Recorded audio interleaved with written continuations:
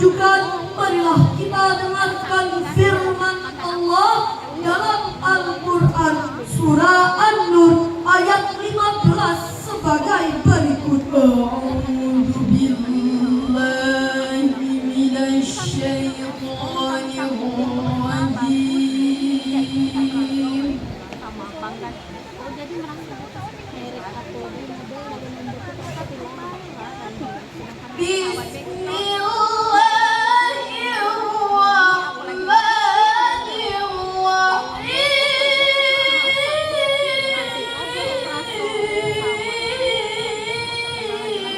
Allah.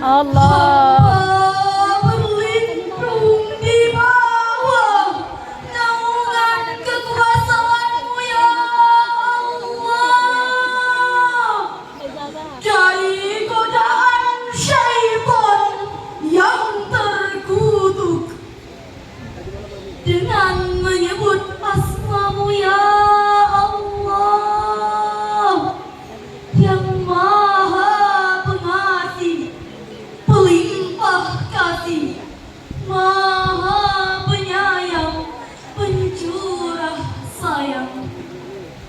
Ingatlah di waktu kamu menerima berita bohong itu dari mulut ke mulut, dan kamu katakan dengan mulutmu apa yang tidak kamu ketahui sedikit pun, dan kamu menganggapnya remeh, padahal dalam pandangan Allah itu masalah besar.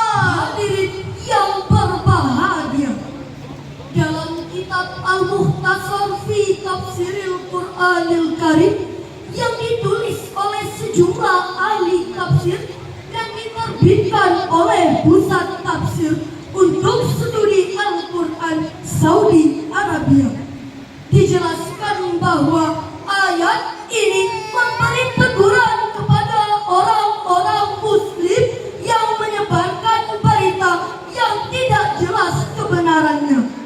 Allah Subhanahu wa Ta'ala mengingatkan kita jangan sekali-kali memandang penyebaran berita bohong itu masalah yang kecil dan remeh. Ketahuilah bahwa itu adalah masalah besar. Sebuah survei yang dilakukan oleh masyarakat telematika Indonesia pada tanggal 17 Februari 2022 melaporkan bahwa Indonesia merupakan negara yang sedang menghadapi masalah serius terkait penyebaran berita palsu melalui media sosial, dan hampir 40% media sosial itu adalah berita palsu.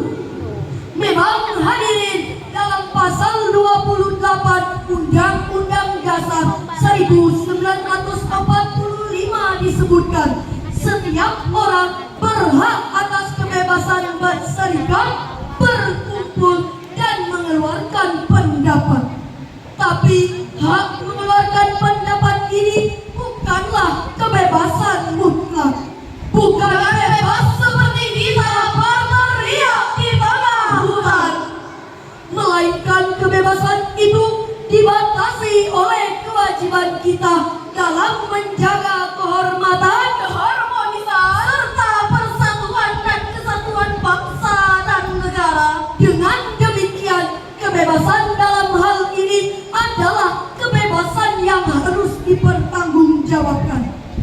Hadirin, para produsen hoax itu amat keterlaluan. Lebih-lebih lagi ketika menjelang pemilihan umum, ukhuwah antar umat beragama, bahkan intern umat Islam tercabik-cabik akibat goresan hoax.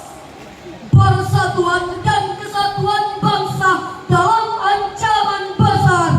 Tidak hanya itu hadirin, tega-teganya saat kita berduka atas meninggalnya para dokter dan tenaga medis serta masyarakat umum akibat COVID-19, mereka tega memproduksi hoax. Mereka menari-nari di atas mayat COVID-19 dengan terus-menerus menyebarkan berita palsu tentang COVID-19. Akibatnya hadirin, masyarakat dibuat resah, bahkan menghujat pemerintah yang telah memeras otak dan keringat, bahkan mengeluarkan triliunan rupiah untuk mengatasinya. Itulah realitas yang kita alami. Oleh karenanya, kita harus bertindak, kita harus bergerak, tidak boleh berpangku tangan, kita harus bahu-membahu melawan hoax. Setuju hadirin? Setuju. Hadirin yang berbahagia, kejahatan berita palsu telah mewarnai aktivitas masyarakat kita. Di antaranya, yang pertama, hoax yang terkait dengan politik, ekonomi, dan sosial. Dilansir dari kominfo.go.id bahwa selama triwulan pertama tahun 2023, Kementerian Komunikasi dan Informatika telah mengidentifikasi sebanyak 425 isu hoax yang beredar di website dan platform digital.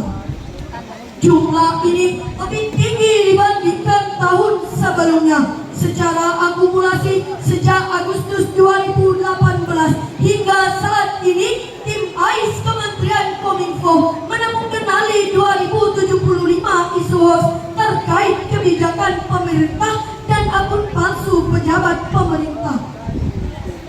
Akibatnya hadirin, masyarakat dibuat resah dan menghujat pemerintah yang pada akhirnya kita terpecah belah.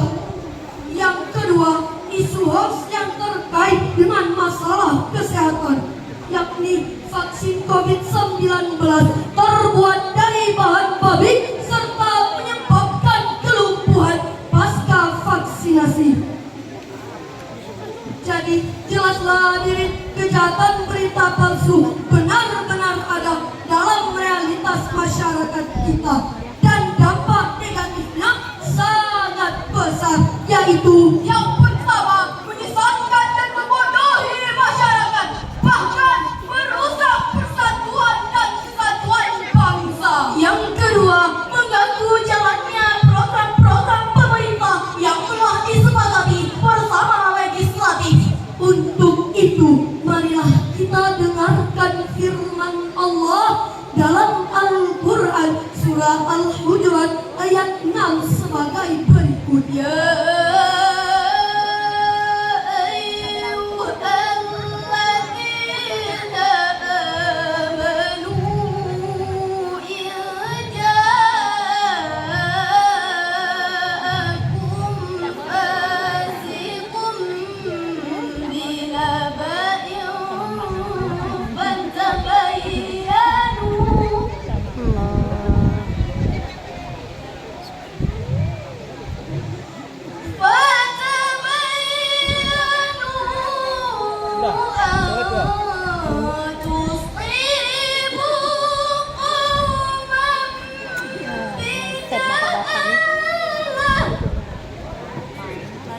Telah dibilang menunggu. Tusibu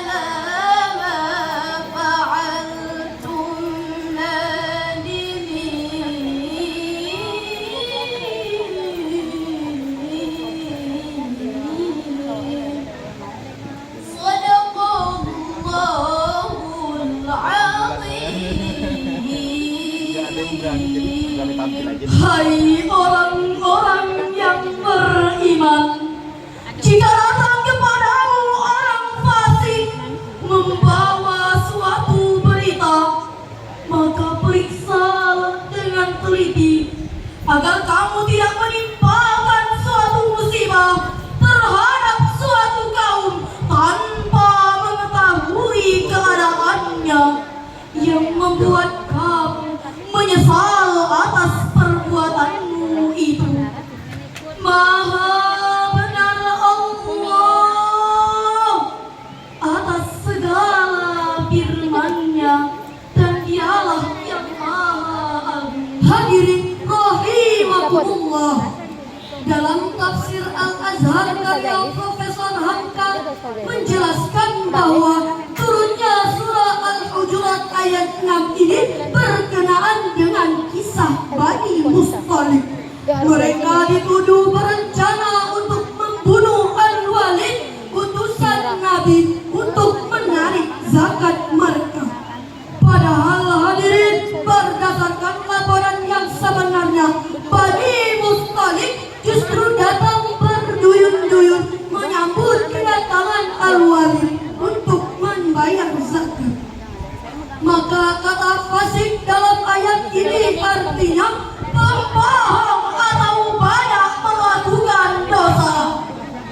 Berdasarkan ayat ini dapat kita ambil kesimpulan dan mesti kita lakukan, antara lain kita tidak boleh menelan mentah-mentah suatu informasi yang diragukan kebenarannya. Kita harus melakukan check and recheck saling sebelum sharing, yakni memeriksa berkali-kali agar tidak terjadi konflik. Rasulullah SAW pernah berpesan kepada kita, iyyakum wal kadhib fa innal kadhiba yahdi ilal fujur wa innal fujur yahdi ilan nar. Jauhilah kebohongan, karena kebohongan akan mengiring kepada keburukan, dan keburukan akan mengiring kepada neraka. Hadis riwayat Bukhari dan Muslim. Pada kesempatan ini kami mengajak hadirin semua untuk menyampaikan salam rindu kepada Nabi Muhammad sallallahu alaihi wasallam, sang penerima wahyu Al-Qur'an. Assalamu alayka ya Rasulullah, assalamu alayna ya habib ya Nabi Allah, assalamu alayka ya Rasulullah, assalamu alayka ya habib ya Nabi Allah, ya Rasulullah. Kami akhiri syarhan ini dengan sebuah pantun. Betapa banyak pulau di Indonesia, terbentang luas layaknya samudra. Wahai kawan, berkomunikasilah dengan bijaksana, hindari informasi yang menuai hoax alias kebohongan belaka. Wallahul muwaffiq ila aqwamit thoriq. Wassalamualaikum warahmatullahi wabarakatuh. Waalaikumsalam.